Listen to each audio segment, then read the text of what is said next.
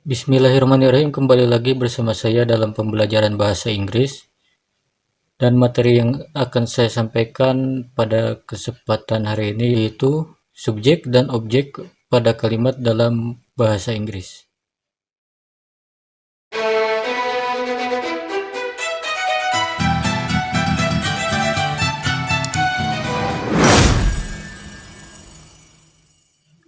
Seperti yang sudah dibahas pada materi-materi sebelumnya, bahwa subjek adalah pelaku dari sebuah tindakan, sedangkan objek adalah yang dikenai tindakan tersebut.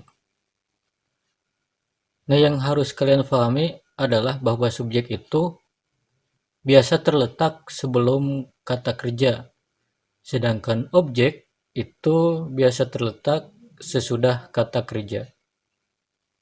Nah, seperti contoh kalimat dalam bahasa Indonesia, saya melihat dia, dan yang kedua, dia melihat saya. Pada contoh pertama, saya posisinya di situ sebagai subjek karena terletak sebelum kata kerja melihat. Sedangkan pada contoh kalimat kedua, saya di situ posisinya sebagai objek karena terletak sesudah kata kerja melihat. Dalam bahasa Inggris juga sama seperti itu, ya, tidak jauh beda. Nah, supaya lebih paham, mari simak pembahasannya. Saya dalam bahasa Inggris, apabila sebagai subjek itu disebut I, sedangkan apabila sebagai objek itu disebut dengan me. Contoh kalimat, I called Yuli. Saya memanggil Yuli. Contoh kalimat kedua, Yuli called me. Yuli memanggil saya. Pada contoh pertama, saya disebut I karena sebagai subjek, terletak sebelum kata kerja called. Sedangkan pada contoh kedua, saya disebut dengan me karena posisinya sebagai objek, terletak sesudah kata kerja called, memanggil. Kamu atau kalian.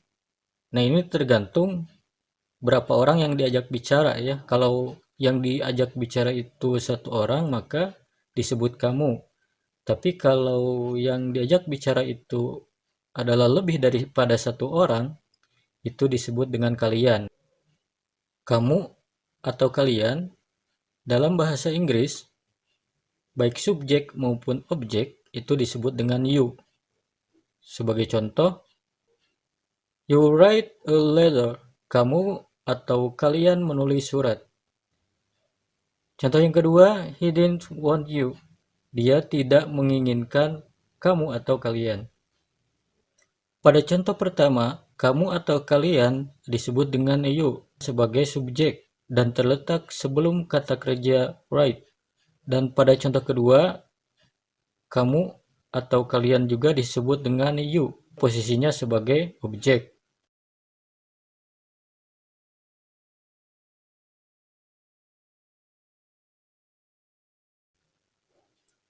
Dia untuk laki-laki dalam bahasa Inggris apabila posisinya sebagai subjek itu disebut dengan he. Sedangkan apabila posisinya sebagai objek itu disebut dengan him. Contoh pertama, he is a student. Dia seorang murid. Contoh yang kedua, Teddy's parents sent him food. Orang tua Teddy mengirim dia makanan. Pada contoh pertama, dia seorang laki-laki disebut dengan he karena posisinya sebagai subjek.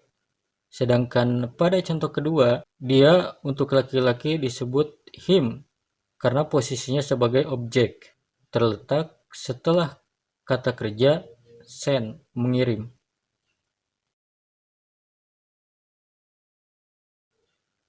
Sekarang dia untuk perempuan di dalam bahasa Inggris, apabila posisinya sebagai subjek, maka dia untuk perempuan disebut dengan she. Dan untuk objek, dia untuk perempuan disebut dengan her. Sebagai contoh, she is my mother. Dia adalah ibuku. Contoh yang kedua, you talk just like her. Kamu berbicara mirip seperti dia. Pada contoh pertama, dia untuk perempuan disebut dengan she karena posisinya di situ sebagai subjek. Sedangkan pada contoh kedua, dia untuk perempuan di situ disebut dengan her karena posisinya sebagai objek.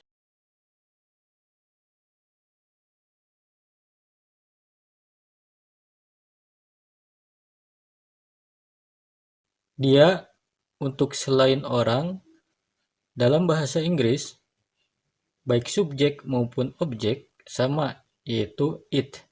Dan biasanya kata it itu diartikan dengan itu. Sebagai contoh, it will help you. Itu akan membantumu. Contoh yang kedua, Andy can't find it. Andi tidak dapat menemukannya. Pada contoh pertama, dia selain orang untuk subjek disebut dengan it, dan pada contoh kedua, dia selain orang untuk objek sama disebut juga dengan kata it.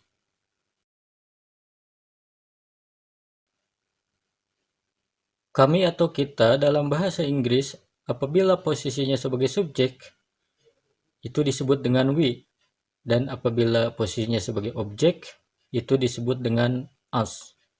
Pada contoh pertama, we can call them. Kami atau kita bisa menghubungi mereka. Pada contoh kedua, the teacher tell us. Guru mengatakan kepada kami atau kita. Nah, kami atau kita pada contoh pertama sebagai subjek itu disebut dengan we, dan pada contoh kedua kami atau kita di situ posisinya sebagai objek disebut dengan us.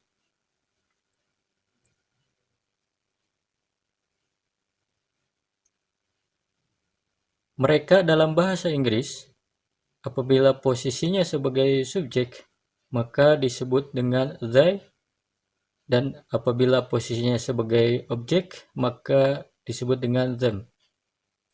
Contoh kalimat, they always come late. Mereka selalu datang terlambat. Contoh yang kedua, we can call them. Kita bisa menghubungi mereka.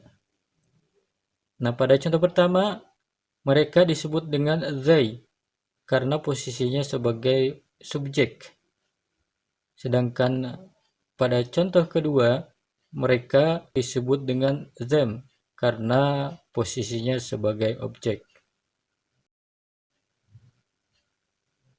Nah, berikut ini adalah tabel kata ganti dalam bahasa Inggris untuk subjek dan objek. Demikianlah pembahasan untuk kali ini dalam pembelajaran bahasa Inggris, dan kita akan kembali lagi pada video selanjutnya dalam pembahasan yang lainnya.